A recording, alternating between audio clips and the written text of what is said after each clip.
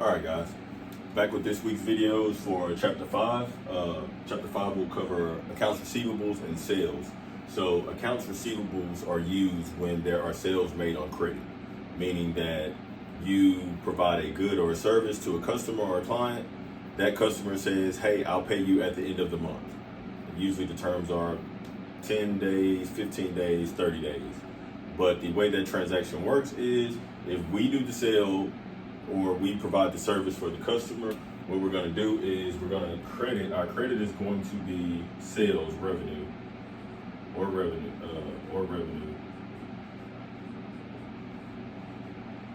Our debit is going to be accounts receivable, because what's going to happen is we're not going to receive any money at the time of doing this business.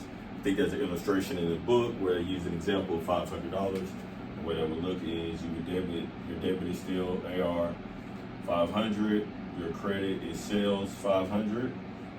Okay, let's say 30 days goes by, the journal entry says, or the topic says that it's going to, you receive the cash from the customer for the services that you provided back last month, right? So when you actually receive that cash, what we're going to end up doing here is we're going to debit cash because we've received the cash in the door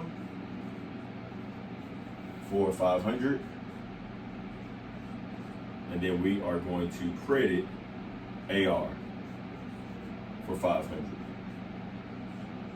What this does is this cancels out the AR amount, because we have a debit here and a credit here, so the AR amount is 0, but this didn't happen at the same time, so we still have our cash increase of 500, our revenue increase of 500.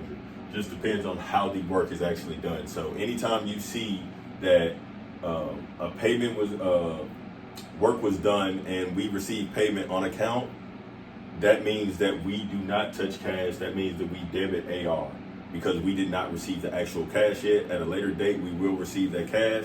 Once we receive that cash at a later date, then we will debit our cash account and then credit our AR account to take that accounts receivable amount out.